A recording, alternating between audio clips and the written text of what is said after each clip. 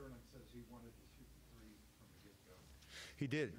No, he did. He said, let's get out of here. You know, which I kind of agree with him. On the road, I actually like shooting threes.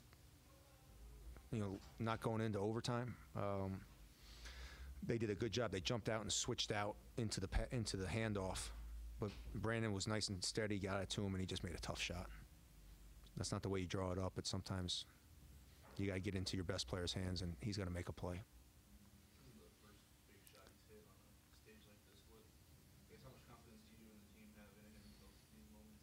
Yeah, I mean, we have utmost confidence in Sterling, not just because of, you know, obviously he had a big shot against Villanova last year, but I think just from the fact that he's carrying us right now. You know, he's making, not only is he making those shots, but he's making every big play for us. So it was a huge shot, but I mean, he had made 7 other ones to kind of, you know, especially in the first half, I thought he steadied us. He made some tough threes to kind of steady us down a little bit. What's going through your mind when Milliken's ball's in the air?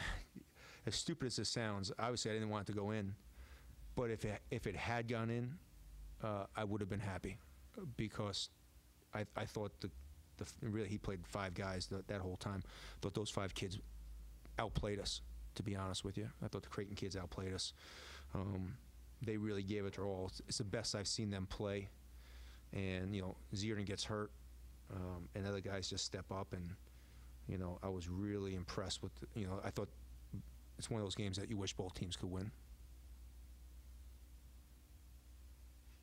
Coming off Wednesday and the loss at Xavier, what's the game to come in? No, I mean, you know, these road trips for us, because I think we get them a lot. I think we have 3 of them. You know, I look at them as you got to try to split each road trip. We get Butler and Marquette, and I think we have DePaul and somebody else. You know, when you're on the road, and we've been on the road for 6 days, you know, you got to try to split these road games. This league, it's tough to win on the road. I thought these fans are tremendous. They're very knowledgeable. They're polite. It's a tough place to play. So you look at your schedule and you say, at Xavier's a tough place to play. At here's a tough place to play. You just got to try to go for the split. When Whitehead goes down, do you imagine the win for it? No. You know, yeah, I mean, without him, I mean, because again, he was so involved in our offense. He was very involved in our defense too. He's a very smart defensive player. You know, I was a little worried about the first 4 games, you know, because he should be back, hopefully for DePaul.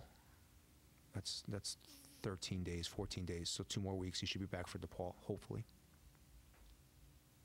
What have you seen your group do to kind of? They're growing up. They're growing up. I mean, again, we went out there. We had 2 freshmen, a sophomore, a junior, and a senior out there for really 7 minutes. I think they're growing up slowly but steadily. Kadeem Carrington's really stepped up his game for us, and you know, I have a very young group that's going through the growing process, and all they're doing is just playing hard for me. They're not always playing right, and they're not always playing great, but they're playing hard, and that's all I'm asking them to do right now. Anything else for Coach? When you look at the whole league, I guess from last year, the records have improved with everybody. You know, it's hard to see wins, I guess, from anybody. You know, as you look back. I don't think you don't. There's not anybody in this league that's a win. You know, I don't think. From top to bottom, this is as good a basketball conference as there is right now. I mean, if this is technically Creighton's the last place team, if that's the last place team, then this is a heck of a conference. Thanks, guys.